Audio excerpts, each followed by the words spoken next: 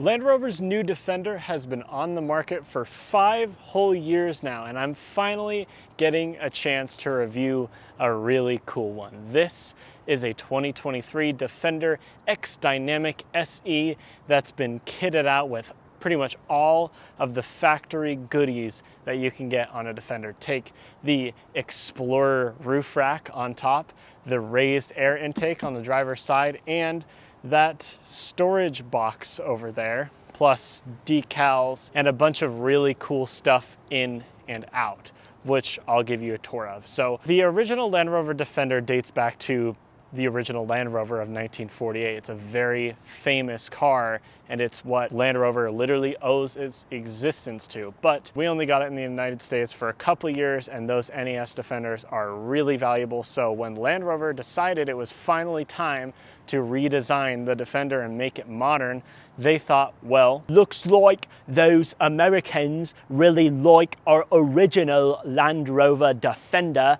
so let's make it for them and sell it there. And that was a very good decision, because these things have been selling like crazy ever since they got here. Yeah, there's been reliability concerns. What good Land Rover isn't a hideous, unreliable nightmare?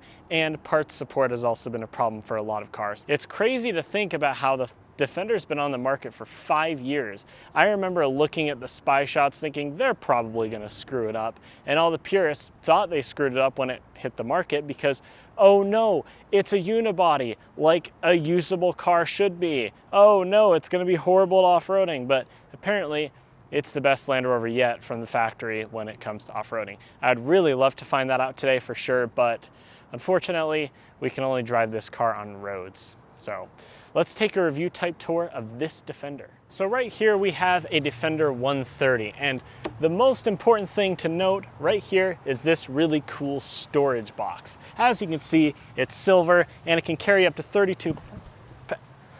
Whoa, Defender, you got long back here. Somebody on the other side of the Atlantic clearly found out how Photoshop works, because it looks like they didn't bother designing the Defender 130. It's clear that how they designed the Defender 130 was they took the Defender 110, put it into Photoshop, highlighted this back section right here, and just dragged it out an extra 2 feet. My biggest complaint with the Defender 130 is that it's so obvious that they didn't even try making it look different. They just took the Defender and dragged its ass out 2 more feet. It's extremely lazy design, and it throws off the proportions of the Defender very badly, so it's not a good looking car in the 130 body style. It's really not a good looking car.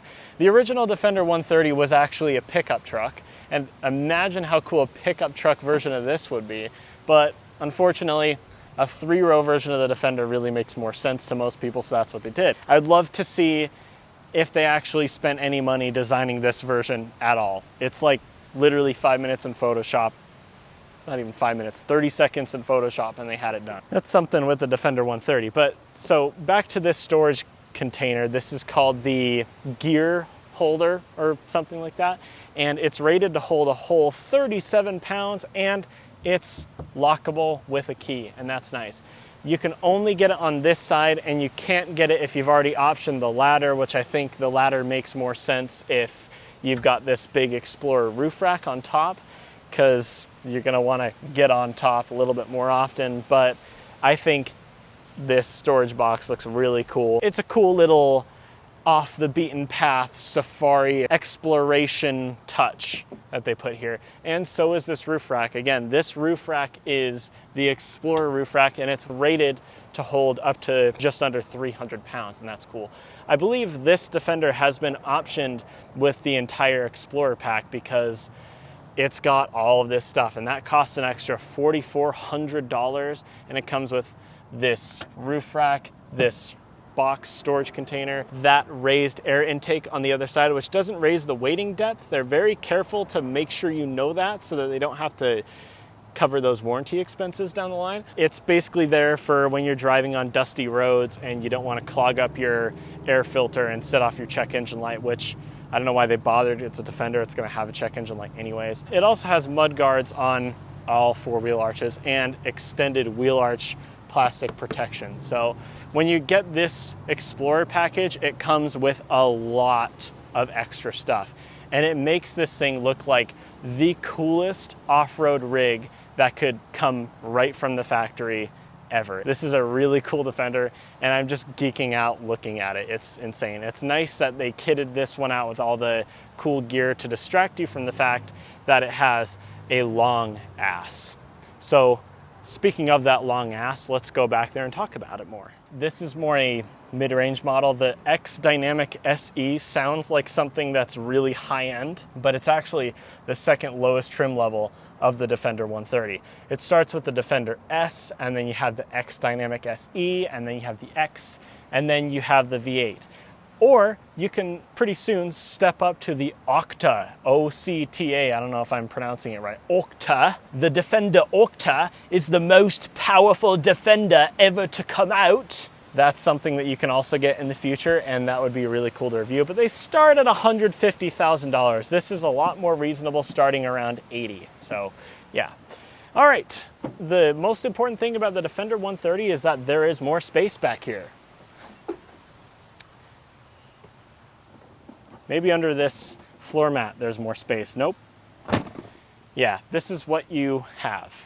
You basically have Defender 90 levels of cargo storage back here, and that's because the Defender 130 is the first Defender to offer a third row of seats. This Defender has seating for 8, which is going to be a bit more complicated for the AA truck when they have to show up. It's going to be a little bit more complicated to organize rides home for everybody, but it's nice that while the car's working, you have seating for 8. So yeah. Also, you can quickly release the backrests with this loop back here. It's actually not a 60-40 split. It's a 30-30-20. No.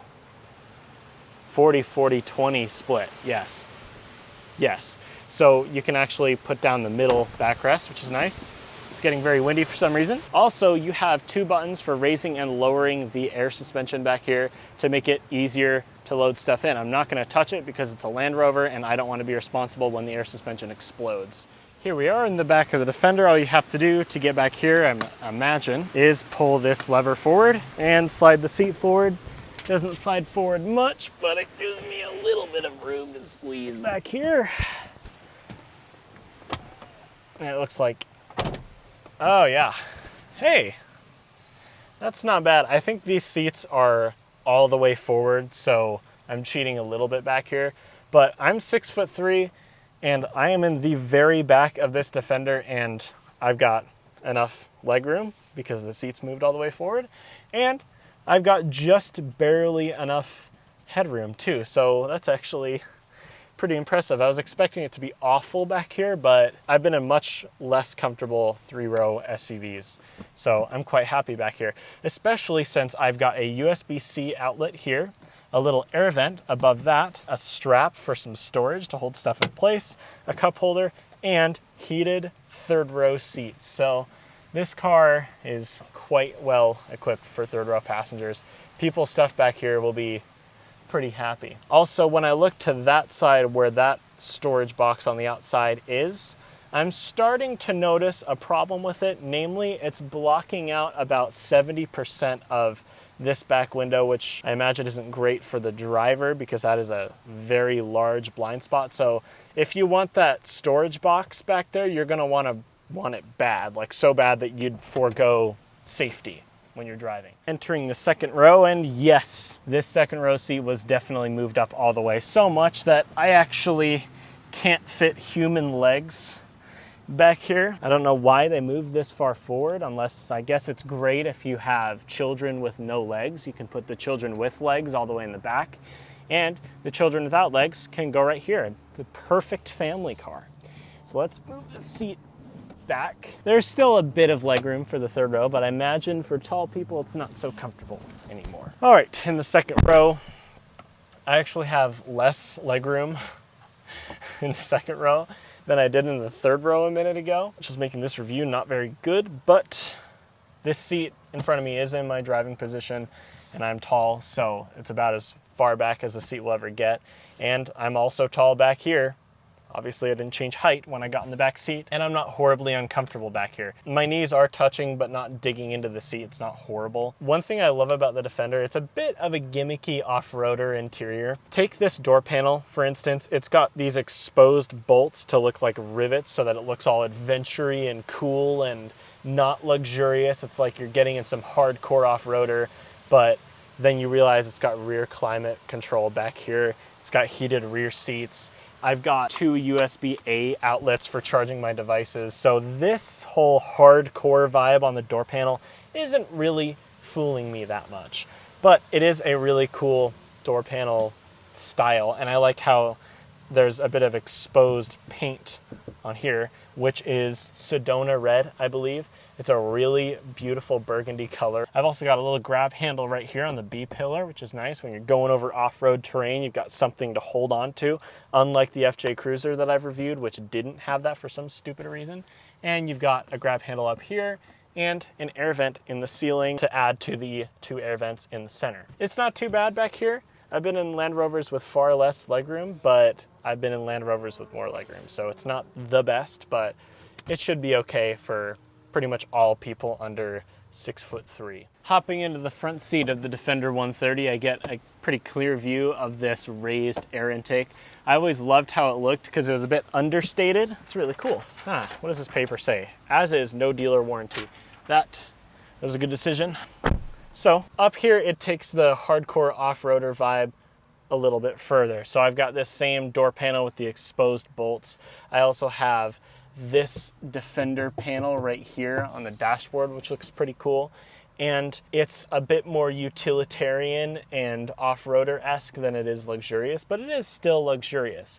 The Meridian sound system is one thing that comes with this X Dynamic SE package, and I'm sure it's great.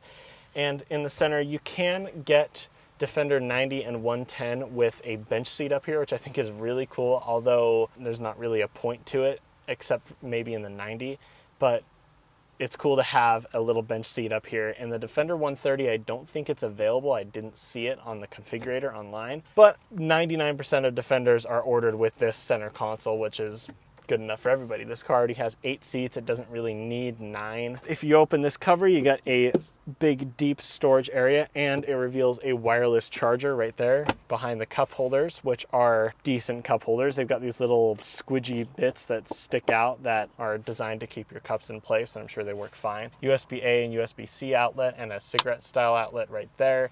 I love this center console design in general. It's got these 2 bars that go up to the dashboard, and of course there's exposed bolts on the outside so that you can clearly see it. So you can be looking at that thinking, yes, I am in a true rugged 4x4 off-roader and I'm ready to drive off into the jungle and fight tigers.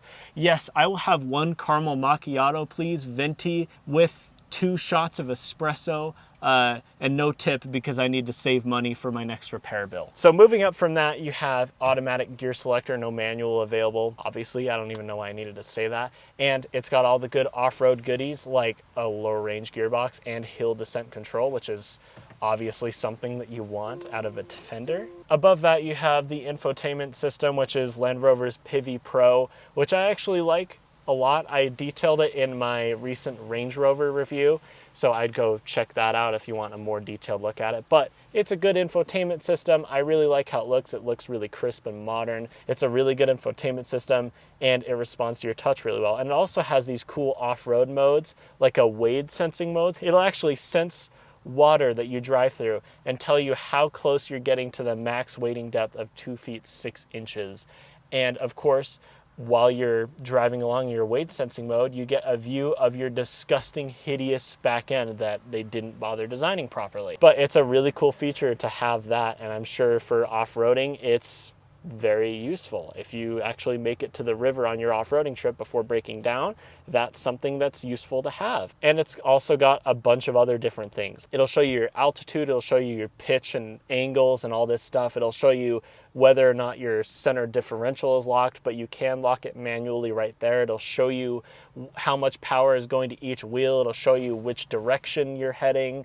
It shows you all sorts of this cool off-road stuff. But if none of this works for you, you have Apple CarPlay and Android Auto to play with as well. So really good infotainment system, and I think they adapted it perfectly to a Land Rover vehicle. In the center, you've got a big, wide digital gauge cluster, which is pretty fine. You can configure it a decent amount. Right now, it's showing me the essential information like the speedometer, the tachometer, and the check engine light is there ready to turn on at any moment and ruin your day. Also, this steering wheel in front of me is like the biggest steering wheel of any car I've ever sat in. It's like I'm driving a bus. And honestly, I have driven a 1991 Defender 90 with the diesel and the manual of right-hand drive. I'm hoping to do a video on that car at some point. The design of the steering wheel, along with the size of it and this whole driving position, it feels like you're driving a modern Defender. They actually nailed the whole driving experience from where you're sitting. All the angles of all the windows, this big chunky steering wheel that you're holding, and the fact that you're sitting up so high, it feels like you're driving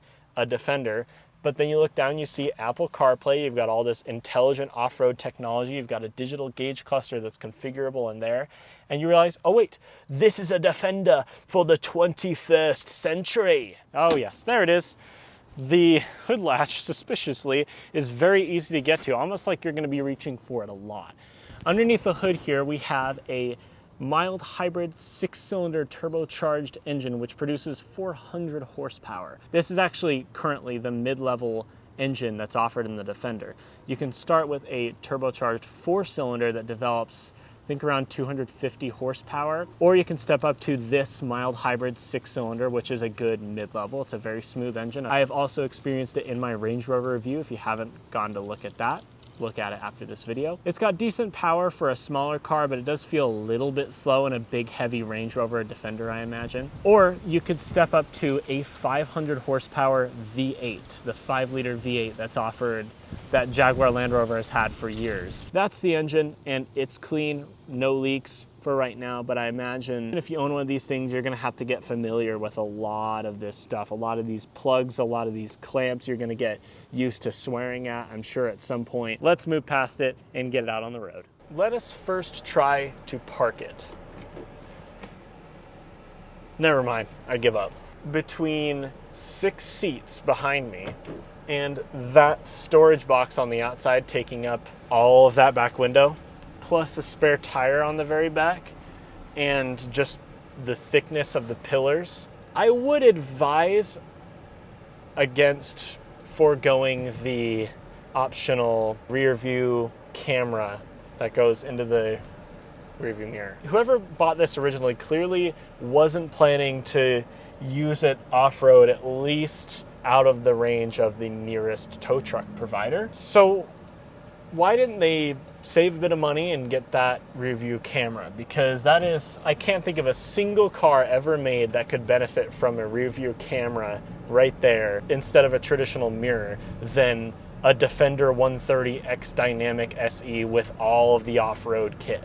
Yes, it's cool, but driving every day, I could imagine that gets quite annoying. A bit like the hideous light quality in the video right now. I apologize about that. And I gripe about that, but the new Defender is so good. It's so good. They nailed the driving characteristics of this car, at least on the road. It feels like a big, tall, serious, go-anywhere vehicle. This big, chunky, bus-sized steering wheel and this really steep windshield, and I can even see the raised air intake on the side.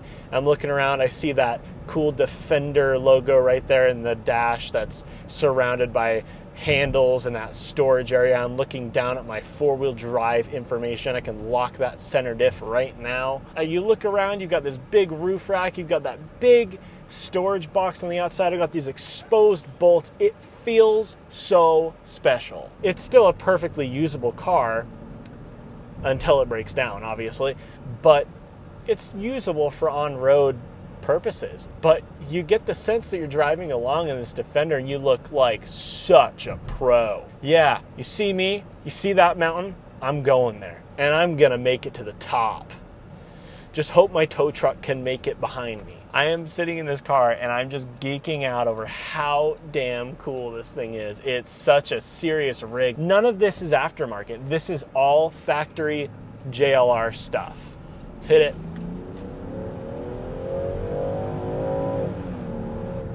Yeah, it's a good engine and it's smooth and it's got a good power delivery and it revs really high for what I'd expect from a Land Rover, but it doesn't do that much when you put your foot down. It doesn't move it with much haste because this is a very tall, very large vehicle, and that little 6-cylinder underneath the hood isn't gonna win you any drag races, isn't gonna gain you many speeding tickets, but it's enough for everyday purposes. And it's nice that it has mild hybrid capability and all that fun stuff, which I'm sure in a Land Rover will never break down. That scares me a little bit, but I love the way the Defender drives. It has all that hardcore off-roader stuff, but it's combined with a perfectly usable car that has all of the modern tech that you would wish for. It's just so good. I mean, I like the Bronco, I like the Jeep Wrangler, and those are better off-road. I'd rather take a Bronco off-road than a Defender 130 with these 20-inch wheels. But man, this is such a cool rig. All of its factory stuff too. Yeah, it's not body on frame like the original Defender, but you know what the benefit of that is? I can go over a bump and it won't send my head left and right into the window, breaking the window because of how rough it is. I complain all the time about body on frame vehicles and how harsh the ride can be, especially when going over uneven terrain. And it's so frustrating when you're driving along, you go over a bump and you're just, yeah, body on frame is good for towing and it's good for off-road or whatever. But for 90% of the time you're going to be driving it on road, it sucks. It can be so uncomfortable. The benefit of this car being unibody is that it's very comfortable over bumps and in uneven terrain. This car rides very comfortably. Yes, it handles very poorly, but for everyday driving, you look super cool and it's very comfortable. With that, I think it's okay to end that video there. Hope everyone enjoyed this Defender experience. I know I certainly did. Except now I've arrived at the part where I have to reverse it into a parking space, so now it's less fun. Hope everyone enjoyed that video. Like, subscribe, do all the normal YouTube stuff, and I'll see you in the next one. Bye-bye.